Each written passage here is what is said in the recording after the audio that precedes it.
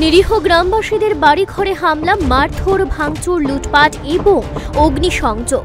ভয়ে আতঙ্কে গ্রামবাসীরা নিজেদের জীবন বাঁচাতে জঙ্গলে আশ্রয় নিয়েছে। ঘটনা শুক্রবার ত্রিপুরার গন্ডাছড়া মহকুমায়। ঘটনার সূত্রপাত কতিপয় দুর্বৃত্ত গন্ডাছড়া ৬০ কার্ড এলাকার আনন্দ মেলায় মানসিক ভারসাম্যহীন যুবককে মারধর করছিল। এই সময় পরমেশ্বর রিয়াং নামের অপর এক যুবক তাকে বাঁচাতে আসে। দুর্বৃত্তরা তাকেই বেধড়ক পেটায়। এতে গুরুতর আহত হয় পরমেশ্বর। পরে তাকে আহত অবস্থায় গন্ডাছড়া হাসপাতালে নিয়ে যাওয়া হয়। সেখান থেকে তাকে জিবি হাসপাতালে রেফার করা হয়। চিকিৎসারত অবস্থায় পরমেশ্বরের মৃত্যু হয়। এই খবর ছড়িয়ে পড়তেই গন্ডাছড়ার ৬০ কার্ড এলাকায় তীব্র উত্তেজনা দেখা দেয়। এই ঘটনা জড়িত ৪ জনকে পুলিশ গ্রেফতার করেছে। ধীরে ধীরে পরিস্থিতি নিয়ন্ত্রণের বাইরে যেতে থাকে। স্থানীয় বাজারের দোকানপাট বন্ধ হয়ে যায়।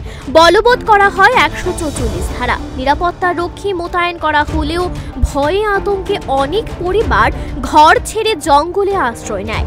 বিকাল থেকে শুরু হয় লুটপাট। রাত ৮টা নাগাদ ৬০ কার্ড এবং ৩০ কার্ড শতাধিক লোক এসে বাড়িঘরে অগ্নিসংযোগ, লুটপাট, ভাঙচুর চালায়। পরিস্থিতি এমন পর্যায়ে পৌঁছায় যে নিরাপত্তা রক্ষীরাও নিয়ন্ত্রণ হারিয়ে ফেলে। ৬০ কার্ডের এক যুবক রাকেশ সরকার জানায়, তার বাড়ির ৪টি ঘর আগুনে পুড়িয়ে দেওয়া হয় এবং সর্বস্ব লুট করে নিয়ে যায়। এমন ঘটনা হয়েছে, পুলিশে কোনো স্টেপ নিচ্ছে না, পুলিশে কোনো কিছু করছে না। তো আপনারা কই আসলেন ঘটনার সময়? বাড়িতে আসলে বাড়ি থেকে পালাই গেছেন? আমরা ঘটনার সময় বাড়ির পাশেই আছিলাম। ঠিক আছে, কেমন হইব মনে করেন? কত টাকার মতন হইব আপনার ক্ষতির পরিমাণ? ক্ষতির পরিমাণ তো একটা ঘরের মধ্যে কমসে কম ৪ লাখ ৫ লাখ টাকার মানে জিনিসপত্র গরম সহ কমসে কম এরকম হইব। ৩টা ৪টা ঘর আছে, ১৫-২০ লাখ টাকার হইব কমসে ম্যাক্সিমাম। এই এরিয়াতে টোটাল কটা ঘর পড়ছে করতে পারেন আপনি? এই এরিয়াতে টোটাল ১০-১২টা হইব।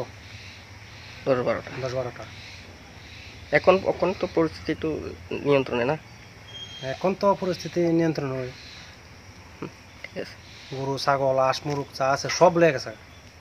গরু ছাগল লেগে গেছে? গরু লেগে গেছে, একবারের থেকে ৫টা গরু লেগে গেছে দিনের বেলা ওই কালকা। আগরতলা টাউন হলে দলীয় বৈঠকে সাংবাদিকদের সঙ্গে কথা বলার সময় বিজেপির প্রদেশ সভাপতি রাজীব ভট্টাচার্য গন্ডাছড়ার ঘটনা সম্পর্কে বলেন, এটা হওয়া বাঞ্ছনীয় নয়। ঘটনাস্থলে অতিরিক্ত ফোর্স মোতায়েন করা হয়েছে।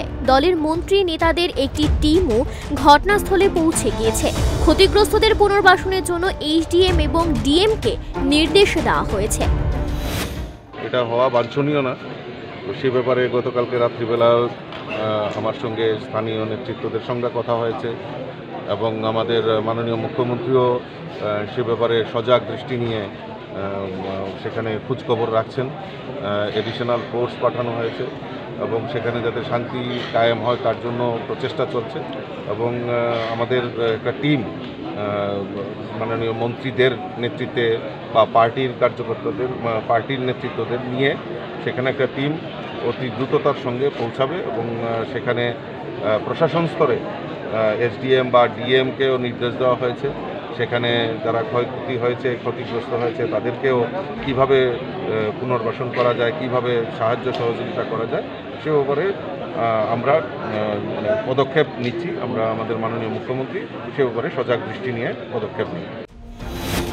আক্রমণের শিকার পরিবারগুলো জানায়, ঘটনাস্থলে পুলিশ ছিল, টিএসআরও ছিল, কিন্তু পুলিশ আক্রমণকারীদের কোনো বাধা দেয়নি। নির্বিবাদে তারা অগ্নিসংযোগ এবং লুটপাট চালিয়েছে। আক্রান্ত পরিবারগুলো জঙ্গলে আশ্রয় নিয়ে প্রাণ বাঁচিয়েছে। আক্রান্ত এলাকার মানুষ শনিবার গন্ডাছড়া থানার সামনে এসে ঘটনার বিচার চেয়ে ব্যাপক বিক্ষোভ দেখাতে থাকে এবং অনির্দিষ্টকালের জন্য বাজার বন্ধের ঘোষণা দেয়। তারা ঘটনার সুষ্ঠু তদন্তক্রমে দোষীদের গ্রেফতার এবং শাস্তির দাবিও জানায়। শান্তির পরিবেশকে সুরসুরি দিয়ে ঘোলাটে করে আড়ালে বসে কেউ কিংবা কোনো গোষ্ঠী রাজনৈতিক ফায়দা লোটার ধান্দা করছে কিনা সেটা তদন্ত করে বের করে এদের বিরুদ্ধে কঠোর শাস্তির ব্যবস্থা করা দরকার। Bureau report, Times 24।